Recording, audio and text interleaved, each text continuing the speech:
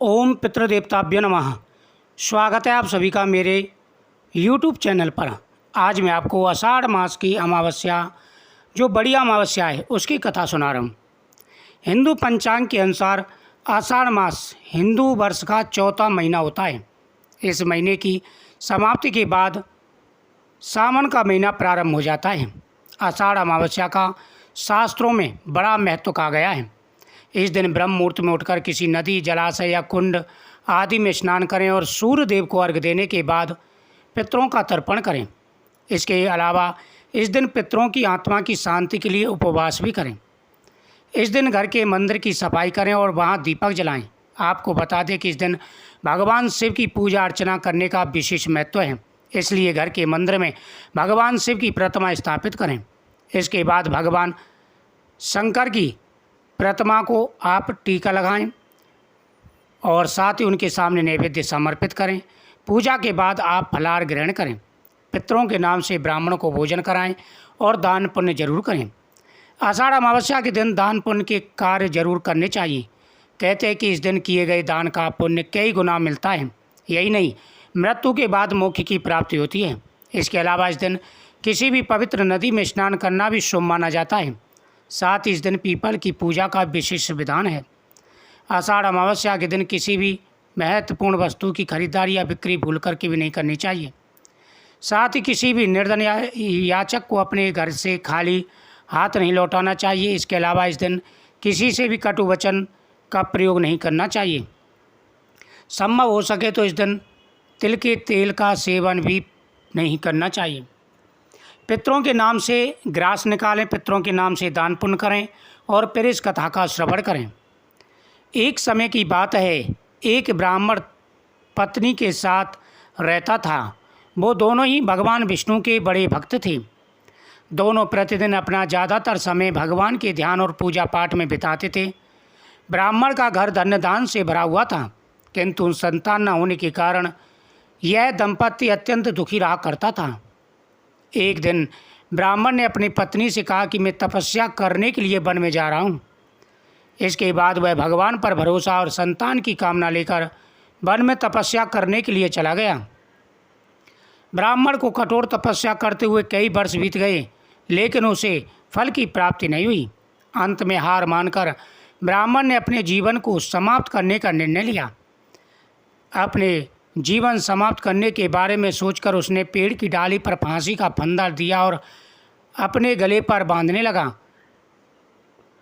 तभी वहाँ पर शुक्ल अमावस्या प्रकट होकर बोली, हे ब्राह्मण, तुम्हारे भाग्य में 7 जन्म तक कोई संतान नहीं है, किंतु मैं तुम्हें 2 कन्या का वरदान देती हूँ। तुम अपनी एक कन्या का नाम अमावस्या रखना और दूसरी का नाम पूनम रख देना। तुम अपनी स्त्री से कहना कि वह हर वर्ष जो भी साल की अमावस्या होती हैं, प्रत्येक अमावस्या का व्रत करें। अमावस्या के दिन कटोरी चावल भरकर उस पर दक्षिणा रखकर दान करें। शुक्ल अमावस्या की बातें सुनकर ब्राह्मण घर आया और ये पूरा वृतांत उसने अपनी पत्नी को सुनाया। शुक्ल अमावस्या के आदेश अनुसार ब्राह्मणी ने व्रत रखना आरंभ कर दिया। कुछ दिनों बाद ब्राह्मण के घर 2 कन्याओं ने जन्म लिया, जिसमें से एक कन्या का नाम अमावस्या और दूसरी का नाम पूनम रखा गया। जब ब्राह्मण की दोनों बेटियां बड़ी हुईं तो ब्राह्मण ने उनका विवाह कर दिया। बड़ी बहन अमावस्या धार्मिक प्रवृत्ति की थी। वह काफ़ी समय भगवान की पूजा धर्म कर्म में व्यतीत करती थी। इसके विपरीत पूनम भगवान को बिल्कुल भी नहीं मानती थी। बड़ी बहन अमावस्या के घर में सुख समृद्धि का भंडार था, पर छोटी के घर में दरिद्रता का वास था। जब बड़ी बहन अमावस्या को अपनी छोटी बहन पूनम के बारे में पता चला तो वह बहुत दुखी हुई। तब अमावस्या अपनी बहन के लिए ढेर सारा सामान लेकर उससे मिलने घर गई। छोटी बहन के घर पहुंचकर अमावस्या ने उसे 1 वर्ष तक शुक्ल अमावस्या का व्रत रखने की सलाह दी। साथ ही अमावस्या ने व्रत को विधि पूर्वक करने के बारे में पूनम को बताते हुए ये भी कहा कि तुम 1 वर्ष तक अमावस्या का व्रत करना और 1 कटोरी में चावल भरकर दान करना। ऐसा करने से तुम्हारे सभी कष्ट दूर हो जाएंगे और घर में सुख समृद्धि आएगी। पूनम ने अपनी बहन की बात को मानते हुए बिल्कुल ऐसा ही किया, जिसके बाद 1 साल के भीतर पूनम का घर धन धान से भर गया और उसके एक बेटे ने जन्म लिया। इस प्रकार जो विधि पूर्वक सुख अमावस्या का व्रत करते हैं उसके घर में सुख समृद्धि आती है। महीने में जब भी अमावस्या आए पितरों का पूजन जरूर करना चाहिए। ओम पितृदेवताभ्यो नमः आदि मंत्रों का जाप करते हुए पितरों की पूजा करनी चाहिए। अमावस्या की दूसरी कथा, एक ब्राह्मण थे और उन्होंने निर्णय कर लिया, वह तपस्वी थे और भगवान की पूजा पाठ किया करते थे। अब उन्होंने निर्णय कर लिया कि मैं शादी विवाह नहीं करूँगा। उनमें इतनी शक्ति थी, उनकी तपस्या में इतनी शक्ति थी कि वह जहाँ चाहे वहाँ जा सकते थे। सभी लोगों का भ्रमण करते हुए आखिर में उन्होंने विचार किया कि आज क्यों ना पितृलोक की सैर की जाए, देखते हैं पितृलोक में पितर लोग क्या कर रहे हैं। वह ऋषिवर पितृलोक में भ्रमण करने के लिए निकले। अब पितृलोक में पहुँच कर के वह चारों तरफ देख रहे हैं कि कोई पितृ कुछ कर रहा है, कोई कुछ कर रहा है, कोई भगवान की पूजा पाठ कर रहा है, कोई पितृ दुख पा रहा है। अनेकों प्रकार के उन्होंने दृश्य देखे। तभी अचानक से उनके कानों में कराहट की आवाज़ आई। उन्होंने कहा कि पितृलोक में ऐसा व्यक्ति कौन है जो इस प्रकार से करा रहा है। उन्होंने चारों तरफ देखा, तभी उनकी नज़र एक कुएं पर गई। उस कुएं के अंदर कुछ पितर उल्टे लटक रहे थे और एक कुशा के धागे से। यह देख कर के उस ऋषिवर को बड़ा अचंभा हुआ।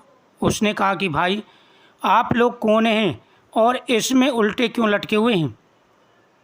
उन्होंने कहा कि भाई हम पितृलोक हैं, हम पितृ हैं और फलाने ब्राह्मण के हम पूर्वज हैं और उसने निर्णय कर लिया है कि वह अब शादी नहीं करेंगे और ये एक धागा उसी के नाम का है जिससे हम लटके हुए हैं।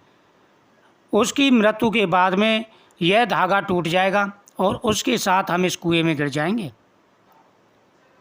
यह सब बातें वह ब्राह्मण सुन रहा था, क्योंकि वो जो पितर थे वो उसी के थे। यह सुनकर के उसको बड़ी गिलानी हुई। वह पश्चाताप करता हुआ पितरों के सामने हाथ जोड़ के बोला कि हे पितर देवताओं, मैं ही वह ब्राह्मण हूँ जिसकी आप बातें कर रहे हो। मैं ही वह अगा हूँ जिसने ऐसा निर्णय लिया जिसकी वजह से मेरे पितरों को कष्ट उठाना पड़ा। लेकिन अब मैं अवश्य ही यहाँ से जाऊँगा और जा कर के गृहस्थी बसाऊँगा और संतुत्पत्ति करूँगा।